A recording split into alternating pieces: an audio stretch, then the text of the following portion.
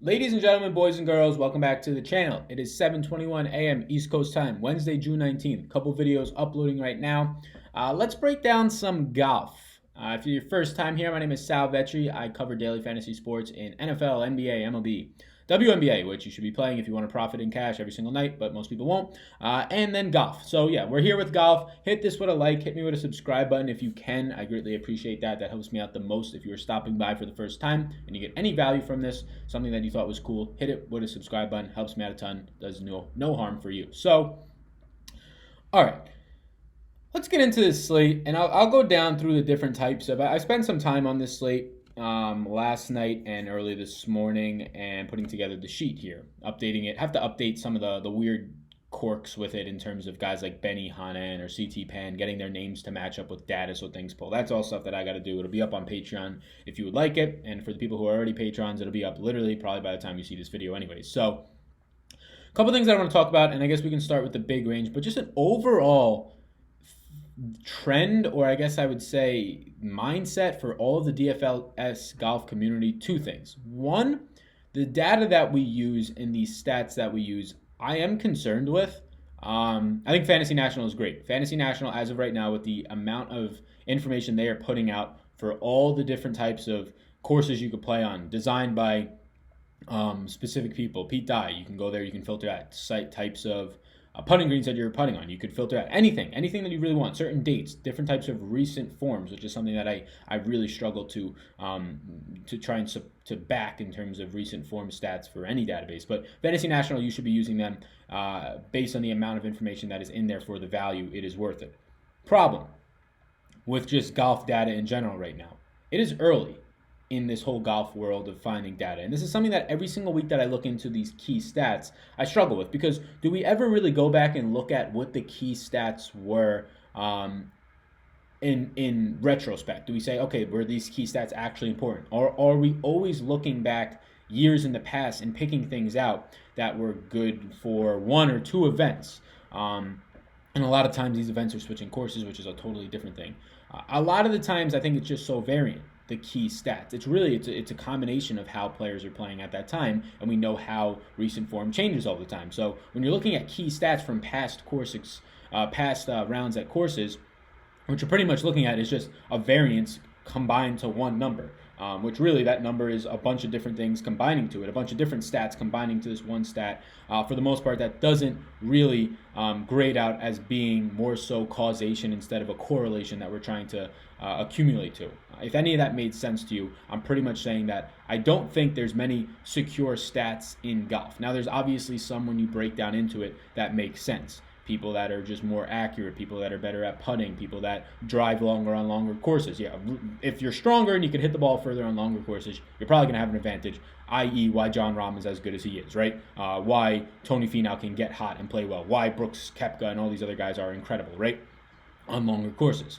But I do struggle when you get courses like this Pete Dye course where they're considered smaller little greens and they're considered more precision, to understand what key stats mean. Now, I do believe that approach from 150 to 175 is really important. A lot of those approach numbers, though, will be based on recent form. Are you looking at their last 8 rounds? Are you looking at their yearly rounds? What is it in that number that you're looking at? I prefer larger samples, so I always like to look at their yearly performance, unless they do something like change a putter, or not a putter, but change an iron, or just change their clubs, an injury, something like that. That would make me look into more of a shorter sample size. So my concern, one, with the DFS golf community right now is what the data that we have in front of us is not advanced. They don't even have cameras on each of these holes yet to look at every single golfer playing. We're really relying on the PGA site and Fantasy National, which is good. But the data that we say is advanced is not advanced compared to other sports.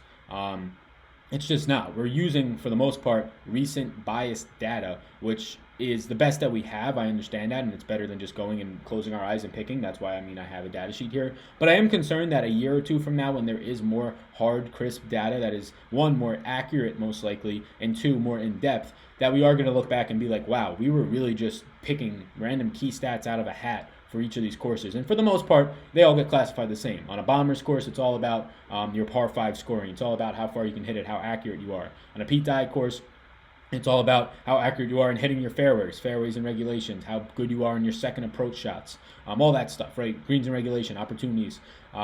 It all breaks down to the same thing. And really, I think that it's easy to get our mindsets into forcing it into that. And I kind of want to try and look outside of the box more so in a retrospective way. Like, look back at the U.S. Open. What happened there that made that correlated with what we thought before, and kind of do that for all these. So I'm going to start to do that a little bit more, keep track of that, keep a running tally of if the key stats that mattered beforehand actually mattered afterhand, because I imagine they don't. I imagine we're just trying to look for something to go off of, which is what you should do when you're trying to come up with a hypothesis for something. But I think it's just this naturally ingrained thing at this point now, which is just mainly because of content producers like myself and everybody else. That's all we have to go off of, and I think it's really making us not push forward in terms of what the data we should be using is. So that's one. Number two is just fading chalk. I continue to say it. I will fade chalk, I will fade chalk, and I will fade chalk. It is not a good idea in a variant sport. Like in baseball, if a guy is 40% owned, which would be high for a slate, or 50% owned, and it's a very chalky slate and it's a hitter, yeah, I'm not going to play that guy. There's no upside there. There's no way for me to win the tournament, even if he goes bonkers, has a 3 home run game. Half the field still has him. I get no leverage there, so I'd rather hope that he strikes out. So when we're talking about chalk, when I'm talking about guys, I'm going to be very, very radical in terms of fading guys. Now, if I think there's huge upside for them at their price point, then yeah, sometimes it makes sense. You don't have to fade every single high-priced player. You just have to have 1 or 2 unique spots in your lineups. But I do want to have a unique lineup construction, and fading chalk is the best way to do that. So let's start it off after that spiel. If anybody's still watching at this point, knock, knock, who's home? Starting off with Brooks Koepka. $11,800. I stand where I stood on my first look lineup. I don't want this guy. We'll talk in the 10K plus range in terms of where I'm interested in right now. I don't want him. Look, I think he's great. He's going to be low owned this week, but is his head going to be there? This is a guy who performs well at majors, and what's the upside here for him, right? Continues to finish second, racking money at majors. I don't even know why he's playing here. If Brooks goes out there and gets, if he finishes 10th here, that's not good. He's $11,800. He's pushing $12,000. You need like a top 2 to 3 finish, if not win the whole goddamn thing from Brooks. Can he do it? Yeah, he can do it, but I just don't think his head's there. There's not going to be the same type of intensity. I think this is a practice round for him, or sort of a cool down round. I don't want Brooks. Patrick Cantlay, $11,300. I get it. He plays well at this course. He's playing as good as anybody else right now. His recent form, more recent over the past like 4 or 5 tournaments, the putting hasn't been great compared to what he was doing before that, but he was really due for regression there, so it's nothing concerning. Cantlay at $11,300, a little birdie and a couple of little birdies. Fantasy Nationals projections in terms of ownership, another site that I like to look at for ownership for golf, are telling me that Patrick Cantlay is going to come in 18 to 20% owned. Yeah, that's a fade. I'm sorry, that's a fade. I don't want to be ignorant here and just say just because he's that highly owned that I'm going to be fading him.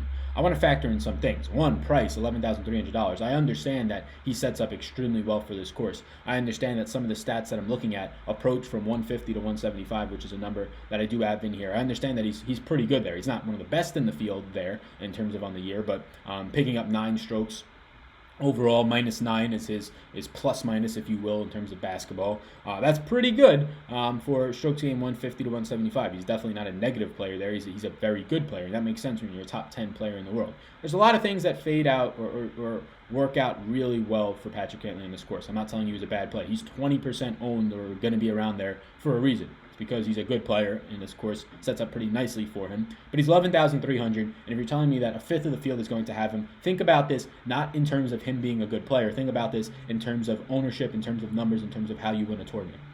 If this guy's 20% owned at $11,300, he realistically has to go out there and T2 for you. He has to finish first, he has to finish second, maybe he finishes third. That's a pretty big ask in DFS golf, where we know how varying it is, when he's coming off of a U.S. Open, which this course might be harder than a U.S. Open in terms of just ways of navigating it. It's shown to play difficult. Now, obviously, the U.S. Open rough and things like that are going to be totally different, but in terms of keeping it in the fairway. If 20% of the field has Patrick Cantlay at $11,300, I will happily fade him, because even if Patrick Cantlay wins the whole goddamn thing, he can win the whole thing. Sure, I lose. But you're still playing with 20% of the field to hope that the rest of your roster is there.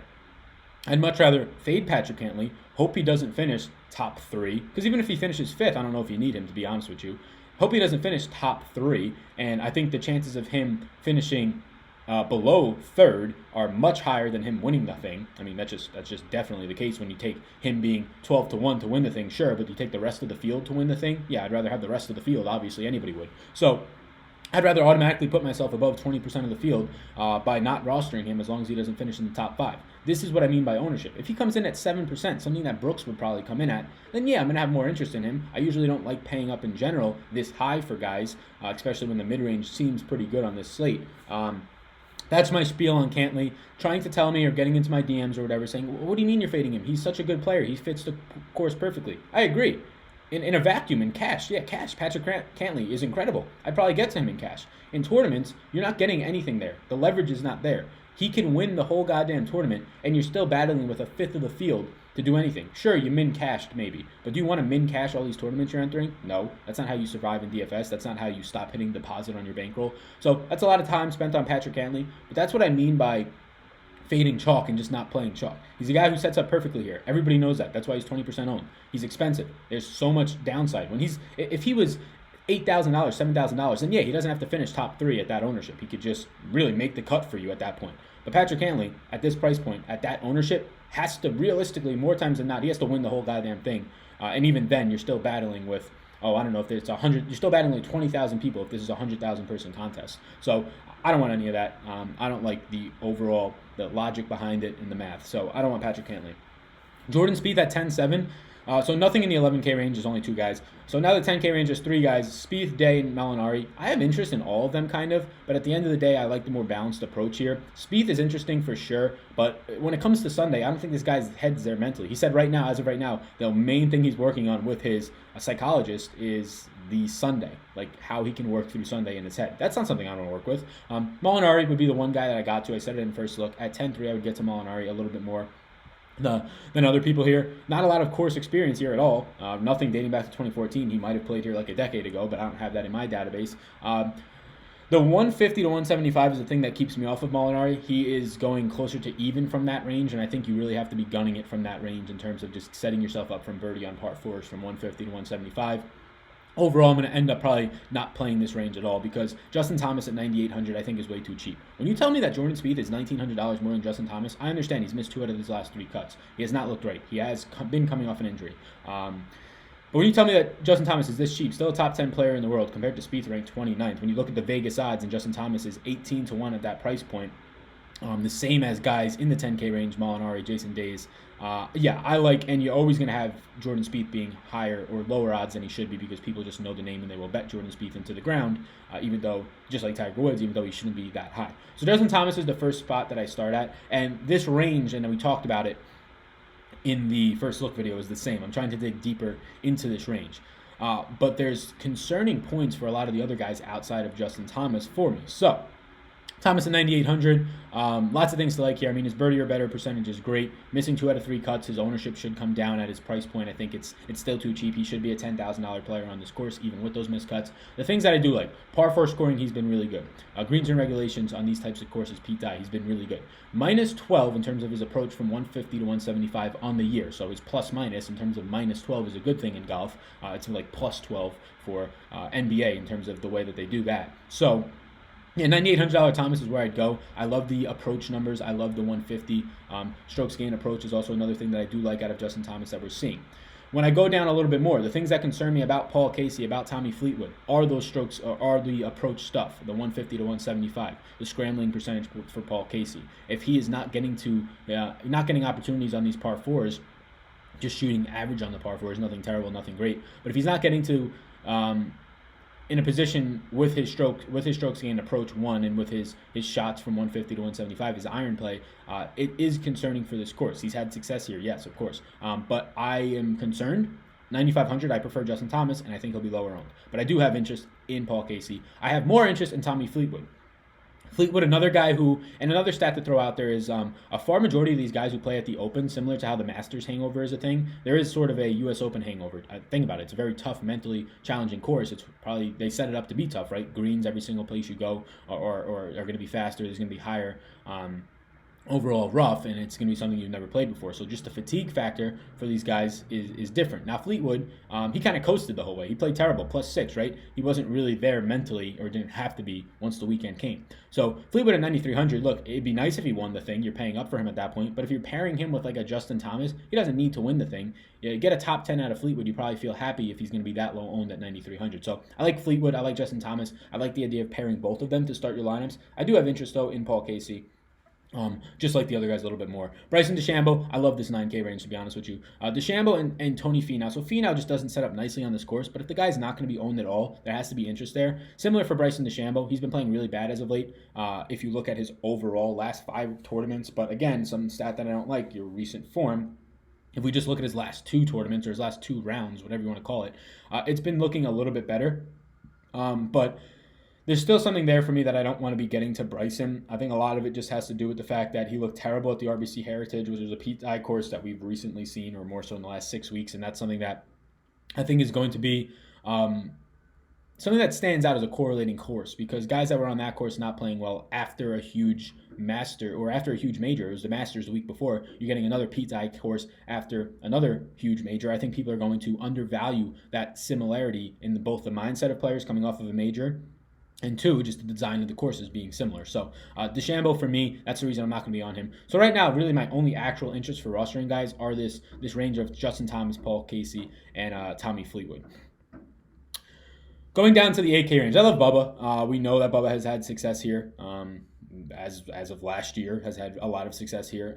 Bubba, for me, is a guy who's going to also be going under-owned, has not been doing too much as of late. The problem with Bubba Watson is a few things, and the biggest thing is his 150 to 175 play. It's terrible. He's gaining 9 strokes on the year. I mean, it's very rare to be playing that bad. It's one of the worst in this entire field. So while people might be jumping on Bubba, $8,900, 25 to 1 odds in his price range is really good. I think a lot of people are going to be looking into last year a little bit too much in terms of course history. This is definitely a different field. This seems like a more stacked field. I mean, I don't know why the hell Brooks is in this field. Cantley playing at top level. So I'm probably going to be staying away from Bubba for the reason of just his approach play. I want to look more into these Vegas odds. If you have been watching me, you know that I like to correlate Vegas odds with their odds to win the whole thing to getting them into my lineups, because Vegas is usually pretty good at that stuff. So Bubba, although he is being shown as being a little bit undervalued based on Vegas odds, maybe he should be $300-$400 more. I'm probably not going to end up getting there. It's not enough to trigger anything in my head. So that's the top of the 8K range. As I keep going a little bit more and more into this range, I can't, like Phil's on here, I can't get the Phil. The guy has just looked terrible. He seems like he will have 1 or 2% ownership, so if he finally pushes it together, which it seems like he's doing once every 2 months, if that now, this is not a course that I want to get the Phil on. The guy can't hit the fairway. The guy's accuracy is all over the place, and that's exactly what you need at this course, not the things that he's been doing. So yeah, I can't get the Phil there. Jason Kokrak seems like the obvious play in this range. He's as good of a cut maker as it gets. He sets up nicely for this course. He's gaining 13 strokes from, or on the year, overall is plus minus in terms of stroke gained from 150 to 175 is 13 strokes gained. That's one of the best ones in the entire field. Lots of things to like here. Scrambling percentage, he can get himself out of trouble. He's a very safe play, indicated by just making every single cut. Now he'll probably miss the cut this week, because eventually that's probably going to have to happen. We saw it happen like 2 or 3 weeks ago with a guy in Ricky Fowler who had like 20-something straight made cuts. But maybe he can get us one more. $8,300. I think Kokrak's my favorite play in this range. Vegas doesn't like him to win the thing at 66 to 1, but if he's my third option in my lineup, or second, really, hopefully he's my third by the way you balance your lineups, then yeah, I'm fine getting to him at that price point. Brandt Snedeker has been still putting fine. He's sort of another safe type play at 8,600. I think I do prefer Kokrak. I think the cut upside is there a little bit more just based on the way the course lays out, having to rely a lot on your second shot. Kokrak has been doing that much better than Snedeker has this year. So that's the 8K range. My range that I like is the 9K range. I kind of spent time on it.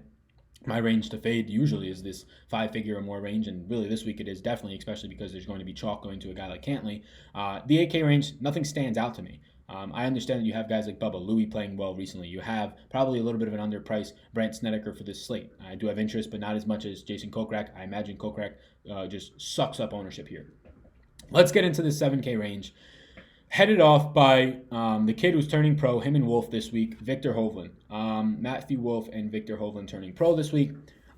I think, and you can see there's just a lot of stats from PGA don't pull over, but I have to change some of the name stuff. But I'm concerned. I get it.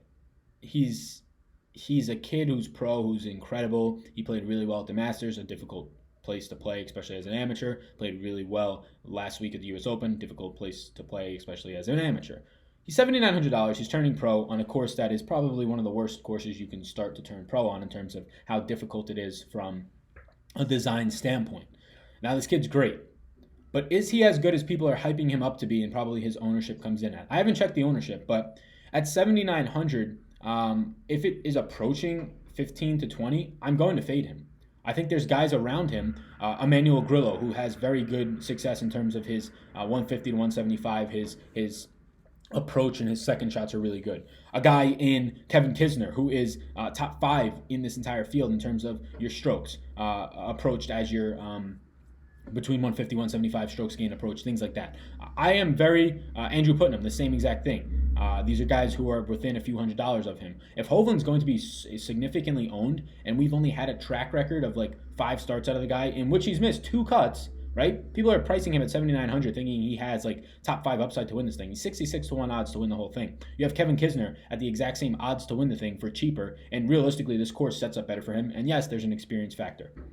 You have other guys in this exact same price range, like we talked about. I mean, Emmanuel Grillo at the exact same price point. You can be damn sure a lot of people are going to go to the hype of Viktor Hovland here, and I honestly am going to fade it if the ownership is coming in there. Emmanuel Grillo, same odds to win the whole thing, same price point, which you know for a fact then that he's going to be lower owned because people are on Viktor Hovland, and he just has more upside in terms of what he can do at a lower ownership percentage. We've seen him play well. He's a top 50 ranked golfer in the world. He has a good approach game. He has a good scrambling game and bounce back percentage. There's a lot to like out of Grillo, but the biggest thing I like is that he's a natural pivot at the same price point. So yeah, $77,000 range. If Hovland's going to be getting all of the hype, and he's priced up. Let's not try and joke that he's in the 6K range. This is a guy that you have to spend money on, and it's going to take away from the rest of your lineup. So yeah, Viktor Hovland, I love the kid, I do, but high ownership, if it comes in on a guy who is really unproven, again, has missed 40%. 2 out of 5 of his appearances, he's missed the cut. Sure, he's made them at 2 of the hardest courses, the Masters and the U.S. Open. Don't want to take anything away from the kid, but I think too many people are going to overreact to a kid who more times than not on this course probably misses the cut.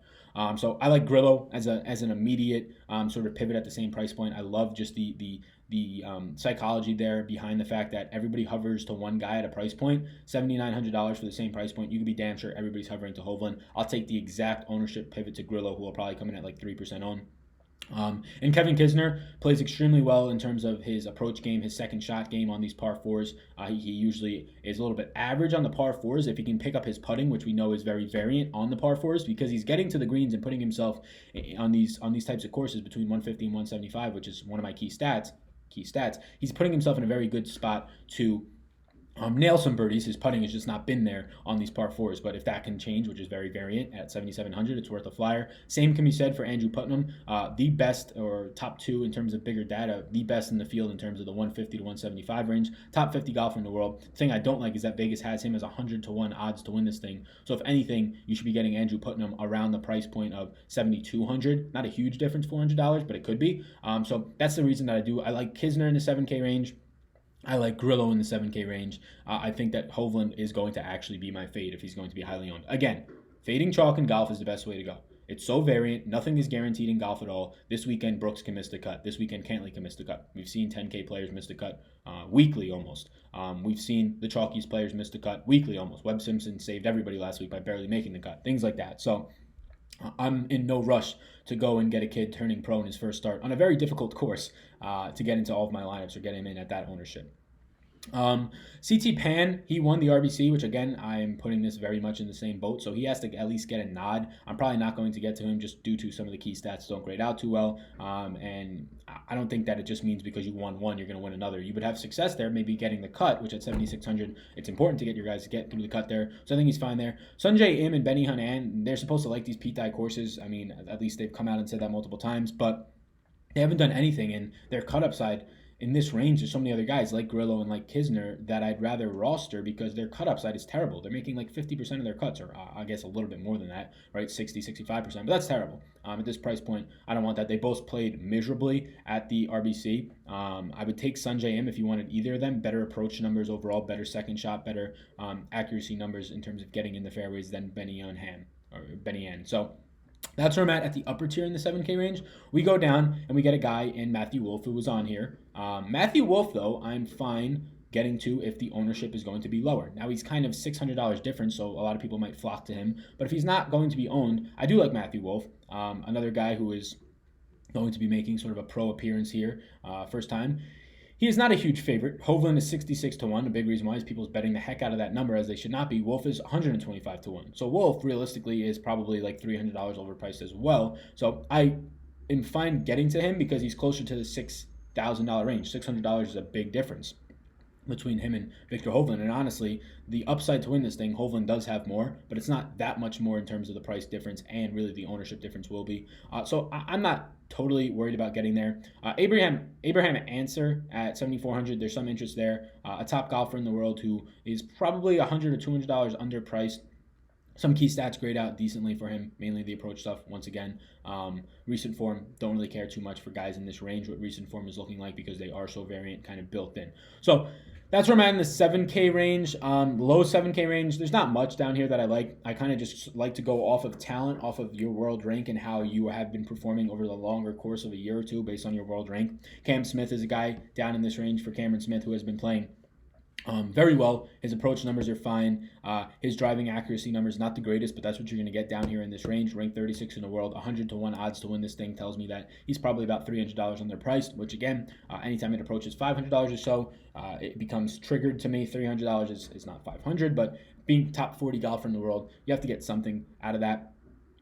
Similar to reasons to why I do like Emmanuel Grillo at that same thinking, being one of the top golfers, top 50 or so in the world. Now Grillo's odds to win this thing are much better, and I like him for other reasons due to being a natural ownership pivot to Hovland. But you have to give something just a pure talent once you get to this 6K range where there's going to be way too many players to choose from. Couple of guys in the 6K range that I'll touch on. Brian Stewart, I think at 7K flat, I actually will touch on. I think Brian Stewart at 7K flat, he is underpriced based on Vegas. He's underpriced by about $300-400, which is something to actually note and something that matters.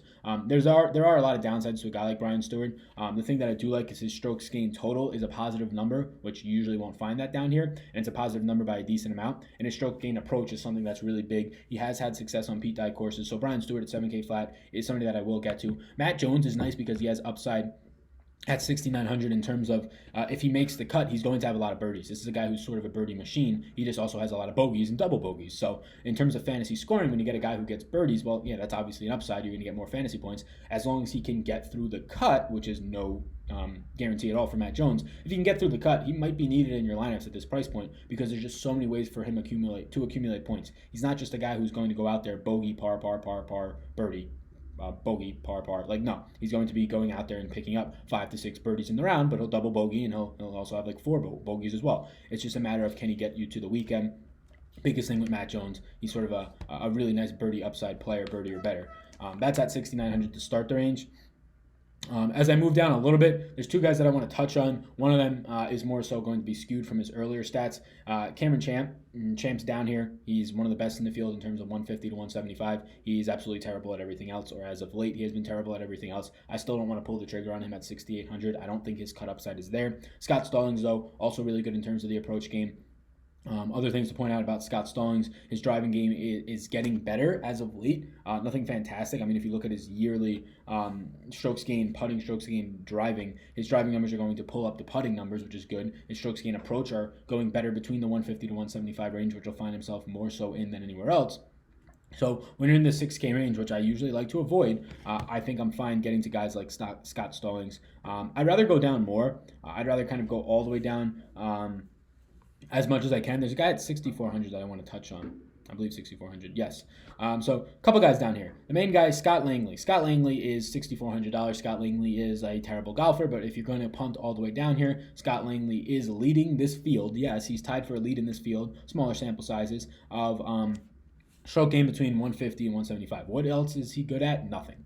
He's 6,400. He's approaching minimum price. He's good at nothing else outside of strokes gain from 150 to 175, strokes gain approach overall, and then his his overall driving accuracy is good. So yes, get us into the fairway. Your driving accuracy, hit the fairway. Your second shot's probably going to be between 150 and 175, give or take, and get us to the green. He's been able to do that. He stinks at everything else. So it's 6,400 if he can make the cut.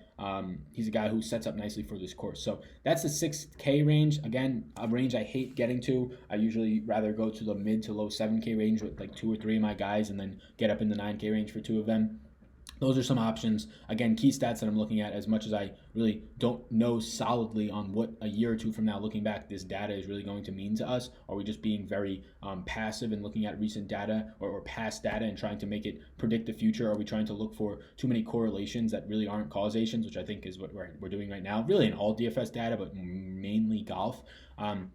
Key stats are your second shot, your 150 to 175, your Pete Dye experience, your par 4 scoring, and your driving accuracy are going to be pretty big for me. So that's it right now for golf. I hope this video helps people out. If you have any questions, reach out to me on Twitter, at me in the Discord. I know I'm not as active in the Discord as of right now because there's just so much shit going on throughout the day. And when I'm not doing these videos or interviewing for jobs, I have a personal life. So yes, thank you so much. Appreciate it. My name's Sal. Subscribe before you leave. Peace out, gang.